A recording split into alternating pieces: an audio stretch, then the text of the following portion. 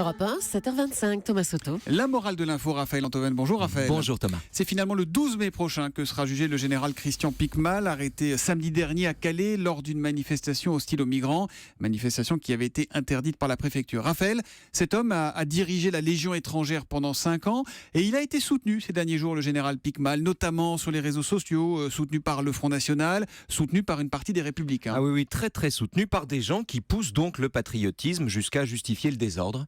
Et selon un argumentaire qui ressemble, et ça c'est étonnant, à s'y méprendre au discours que tenait le Front de gauche au moment de l'arrestation des salariés d'Air France. Mais qu'est-ce qu'il y a de commun entre ces deux discours ? Écoutez, le fait que l'un et l'autre, les deux discours, s'indignent que la loi s'applique aux dépens de ceux dont ils partagent les combats.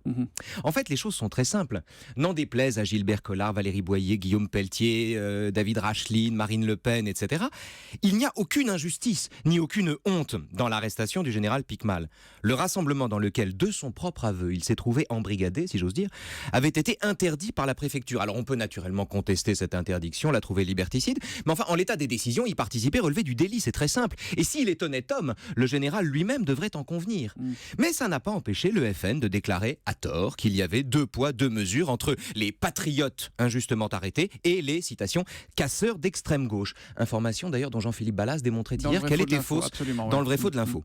De la même manière, il n'y avait aucun abus de pouvoir dans l'arrestation des salariés d'Air France qui avaient arraché sa chemise à leur DRH. On peut adhérer à leur cause, trouver puissant, symbolique leur geste. Seulement, ça ne change rien au fait que c'était illégal et que dans un état de droit, quand on est dans l'illégalité, en principe, on est sanctionné. Mais ça n'a pas empêché le Front de gauche de déclarer à tort qu'il y avait là aussi 2 poids, 2 mesures entre les vaillants salariés en lutte et leur direction cynique. Et dans les deux cas, c'est exactement la même partition. Et quelle partition alors ? Eh bien, la partition qui considère que la défense de leurs convictions doit l'emporter sur le respect de la loi. Et que le caractère sacré d'une lutte exonère ses partisans du droit commun.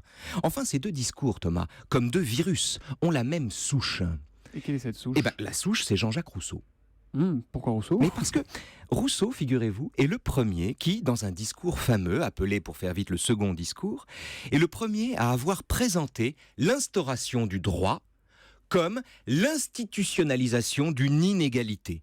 Ce qui, quand on vit en dictature, produit des héros qui s'élèvent contre l'injustice, mais qui, quand on vit dans un état de droit, produit des démagogues qui s'élèvent contre la loi. Et la morale de l'info ? La morale de l'info, c'est que la justice est aveugle, bien sûr, mais ses détracteurs sont des myopes. Heureusement que Raphaël Antoven met ses lunettes chaque matin pour nous éclairer et la lumière vient donc à 7h25 pour la morale de l'info. Une petite info que me communique Lionel Gougelot, notre correspondant dans le Nord.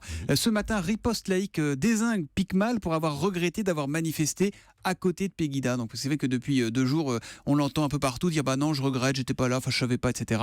Visiblement, ceux qui étaient à ses côtés le sanctionnent ce matin. Laissons-les se disputer. C'est Lionel Gougelot, je crois que j'ai dit Emmanuel. C'est vrai. La morale de l'info, c'est qu'il faut être rigoureux sur les prénoms. À demain, Raphaël. Salut.